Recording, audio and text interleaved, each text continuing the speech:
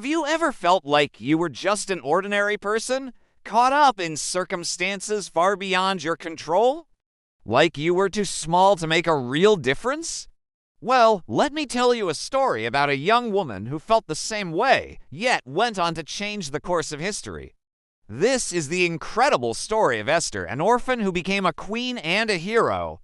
Our story begins in the ancient Persian Empire, a vast kingdom stretching from India to Ethiopia, ruled by the powerful King Xerxes. Among the many peoples living under his rule were the Jews who had been exiled from their homeland generations earlier. Living in the capital city of Susa was a beautiful young Jewish woman named Hadassah. Her parents had passed away when she was young, and she was raised by her older cousin, Mordecai, who loved her as his own daughter. One day, King Xerxes threw a lavish, 6-month-long festival to display the immense wealth and glory of his kingdom, but the celebration took a dark turn. On the final day, the king, in a drunken state, commanded his wife, Queen Vashti, to appear before his guests to show off her beauty. Queen Vashti, valuing her dignity, refused.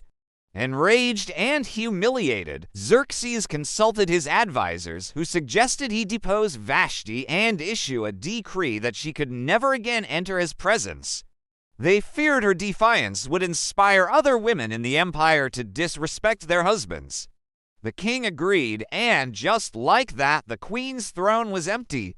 To find a new queen, a royal decree was sent out across all the provinces. The most beautiful young virgins in the land were to be brought to the palace in Susa. They would undergo a year of beauty treatments before being presented to the king. Among those chosen was Hadassah. Mordecai, understanding the delicate and dangerous political climate, advised her to keep her Jewish identity a secret. From that moment on, she would be known only by her Persian name, Esther. Esther was taken to the palace and placed under the care of Hegai, the eunuch in charge of the king's harem. From the very beginning, Esther's grace, humility, and inner beauty shone through. She immediately won the favor of Hegai, who provided her with the best food, cosmetics, and attendance. Unlike many of the other young women, Esther wasn't demanding or self-serving. She followed Mordecai's advice and Hagai's guidance with wisdom and respect. For 12 months, Esther and the other candidates prepared. 6 months with oil of myrrh and 6 months with perfumes and cosmetics. Finally, the time came for each woman to go to the king. When her turn arrived, Esther didn't ask for extravagant jewels or clothes. She simply took what Hegai suggested. When King Xerxes saw her, he was captivated. He loved Esther more than all the other women, and she won his grace and favor more than any of the other virgins. Without hesitation, he placed the royal crown on her head and made her his queen. A great banquet was held in her honor, a celebration for Queen Esther. Meanwhile, Mordecai continued to serve as a minor official at the king's gate. He would sit there daily, anxious for news of Esther. One day, he overheard 2 of the king's officers, Bigthana and Teresh, plotting to assassinate King Xerxes. Mordecai immediately sent word to Queen Esther, who then informed the king in Mordecai's name.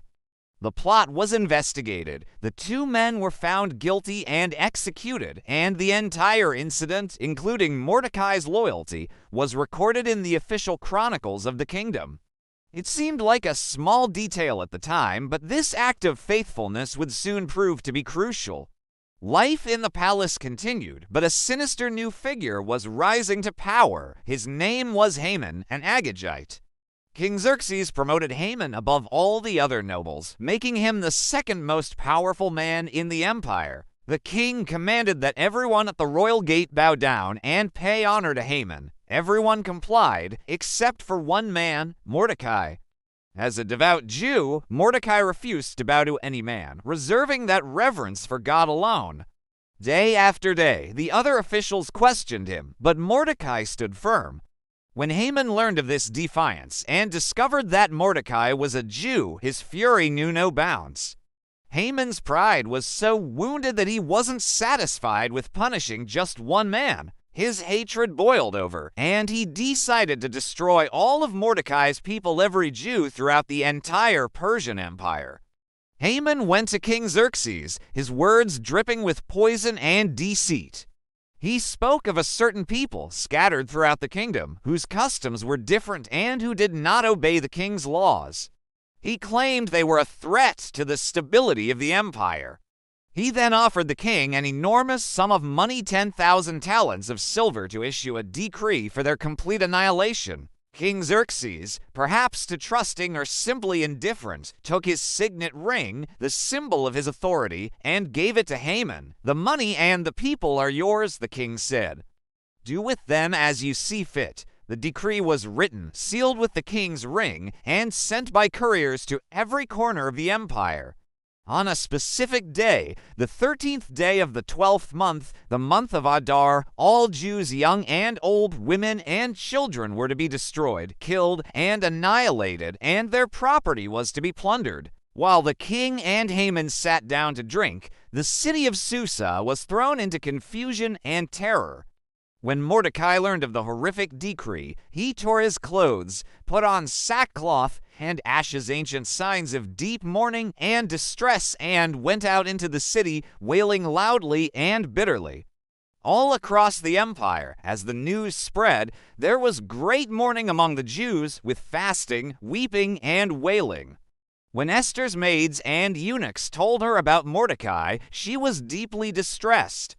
She sent clothes for him, but he refused them. Not understanding the gravity of the situation, she sent a trusted attendant to find out what was wrong. Mordecai explained everything. He gave the attendant a copy of the decree and urged him to show it to Esther. He had a message for her. She must go to the king, plead for his mercy, and beg for the lives of her people. This was a terrifying request. Esther sent a message back to Mordecai, reminding him of the unchangeable law of the palace. Anyone who approaches the king in the inner court without being summoned is put to death. The only exception is if the king extends his golden scepter.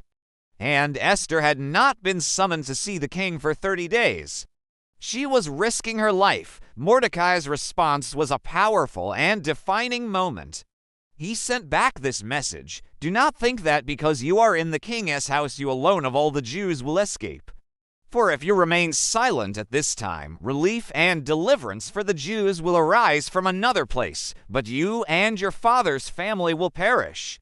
And who knows but that you have come to your royal position for such a time as this?" Those words struck Esther's heart. For such a time as this, she realized her position, her beauty, her title. It wasn't just a fairy tale.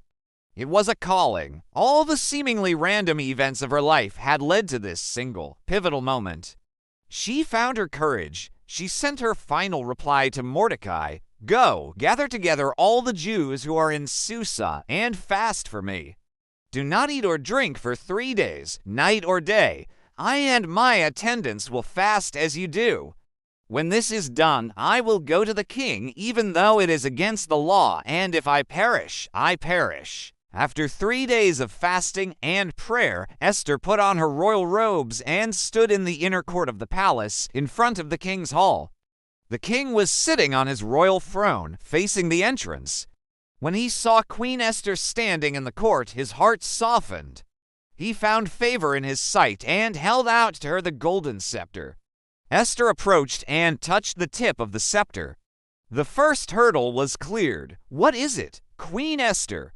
The king asked, "What is your request? Even up to half the kingdom. It will be given to you." But Esther didn't blurt out her plea. Instead, with incredible wisdom and patience, she invited the king and Haman to a banquet she had prepared for them. The king agreed. At the banquet, he again asked Esther for her request. And again, she deferred, inviting them to a second banquet the next day, promising to reveal her petition then. Haman left the banquet feeling proud and joyful. He had been honored by the queen herself. But as he passed the king's gate, he saw Mordecai, who still refused to rise or show him any respect. All of Haman's joy vanished, replaced by rage. He went home and boasted to his wife and friends about his wealth, his sons, and his high rank. But he added, "All this gives me no satisfaction as long as I see that Jew Mordecai sitting at the king's gate." His wife and friends had a simple solution. Have a gallows built, 75 feet high, and in the morning ask the king to have Mordecai hanged on it. Then go cheerfully to the banquet. The idea pleased Haman, and he had the gallows built immediately. But that very night, a remarkable thing happened. The king could not sleep. So he ordered the book of the Chronicles, the record of his reign, to be brought and read to him. And what part was read? The account of how Mordecai had uncovered the plot to assassinate him. The king asked, "What honor and recognition has Mordecai received for this?" "Nothing has been done for him," his attendants replied. Just then, Haman entered the outer court. He had come to ask the king to hang Mordecai. Before Haman could speak, the king asked him, "What should be done for the man the king delights to honor?" Haman, in his arrogance, thought to himself, "Who is there that the king would rather honor than me?" So he described a lavish ceremony. The man should be dressed in a royal robe the king has worn, placed on a horse the king has ridden, and led through the city streets by one of the king's most noble princes, proclaiming, "This is what is done for the man the king delights to honor." "Go at once," the king commanded Haman. "Get the robe and the horse, and do just as you have suggested for Mordecai the Jew, who sits at the king's gate. Do not neglect a single detail." Humiliated and seething, Haman had no choice but to obey. He dressed Mordecai in the king's robes, placed him on the king's horse, and led him through the city, shouting the proclamation he had designed for himself. Afterwards, Haman rushed home, his head covered in shame. That evening, at Esther's second banquet, the king again asked, "Queen Esther, what is your petition? What is your request?" This was the moment. Taking a deep breath, Esther finally spoke. "If I have found favor with you, your majesty, and if it pleases you, grant me my life, this is my petition, and spare my people, this is my request. For I and my people have been sold to be destroyed, killed and annihilated." The king was stunned. Who is he? Where is the man who has dared to do such a thing? And Esther replied, "The adversary and enemy is this vile Haman." Haman turned pale with terror. The king, in a rage, got up and went out into the palace garden. Haman, realizing his life was over, stayed behind and fell on the couch where Esther was reclining, begging for his life. Just as the king returned, he saw Haman falling on the queen. This sealed his fate. The king's attendants pointed out the gallows Haman had built for Mordecai. "Hang him on it," the king ordered. And so Haman was executed on the very gallows he had prepared for the man he hated. But the danger was not over. The king's original decree was still in effect. Because of Persian law, a decree sealed with the king's ring could not be revoked. So King Xerxes gave his signet ring to Mordecai and empowered Esther and him to write a new decree. This new decree granted the Jews in every city the right to assemble and protect themselves, to destroy any armed force that might attack them, and to do so on that same fateful day. The 13th of Adar, the new decree was sent out, bringing great joy and relief to the Jews. When the day came, the Jews defended themselves against their enemies. With the support of the local officials, who now feared Mordecai, they were victorious. The story of Esther's courage, Mordecai's faithfulness, and God's providence was celebrated. To commemorate this incredible deliverance, Mordecai and Esther established the festival of Purim, a time of feasting, joy, and giving gifts to one another and to the poor, a celebration that continues to this day.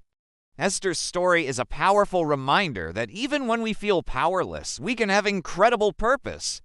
She was an orphan, a member of a minority group, a woman in a patriarchal society.